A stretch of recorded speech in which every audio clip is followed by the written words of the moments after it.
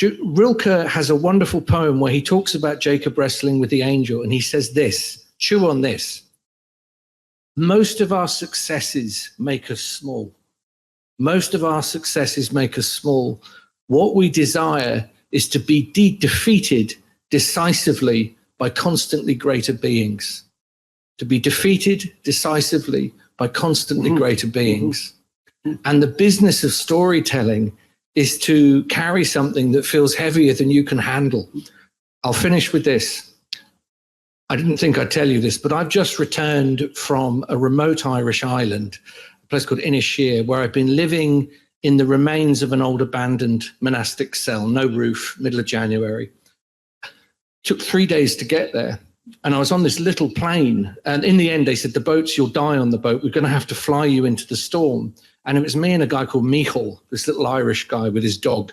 And Michal said to me, he said, you have a little depression in you. There's some sorrow moving through you. That's how he would say it, not in me, but moving through. And he said, this is what you have to do.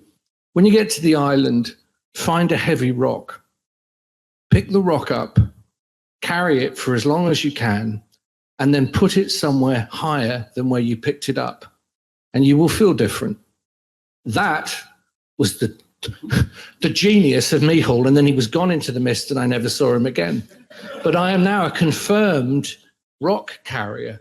But the important thing is don't take it back to where you found it and put it on a slightly higher place than when you found it. So that's what happens to Abraham in the Abrahamic stories, right? Exactly. Because with each adventure he undertakes, he's called upon to make a slightly more significant sacrifice, right? Yeah, and that leads to a horizon of greater opportunity, which is capped by a slightly greater sacrifice. And so he moves up the ladder of sacrifice. And that's a useful thing to know in your life too, because what it means is that you will be called upon to sacrifice for the next adventure. And then the horizon of opportunity that adventure will open up will require a larger sacrifice, and that never ends. I mean, it culminates, of course, with Abraham, it culminates in God's demand that he sacrifice his son, which is obviously part of the story that that people still wrestle with terribly, that the atheist community points to constantly as indication of the pathological nature of Yahweh, without understanding, for example, they don't understand that you have to sacrifice everything to God. Right? And you say, well, you're not your children. It's like, well, not only do you have to sacrifice your children to God, but if you're a good parent, that's what you do, right? And if you do it right, then you get them back. Yeah. Right, which is a very good deal, but that doesn't mean that the sacrifice isn't real, because if you're a good parent, you don't hold on to your child. You encourage your child to disappear. My daughter, when she was 3, she came to me with the following dream. This is so cool. It was so remarkable, and I caught it. I wrote it down because she told it to me while I was writing. She came in, she said, Dad, I had a dream about Julian. Julian was like 18 months at the time, and he was right on the transition from being a baby. Maybe he was 15 months to being a toddler, and she called him baby all the time, and we said, Michaela, he's not a baby anymore. And this bothered her, because she liked the baby and she had spent a lot of time taking care of that baby. And part of her was wondering, well, I like that baby.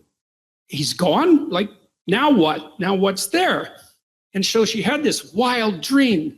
She dreamt that a tree from the forest next to us came into the backyard, and it burned to the ground and left a pit full of water.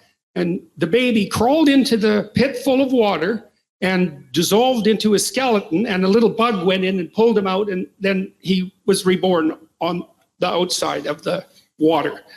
And I thought, don't be thinking children don't know anything.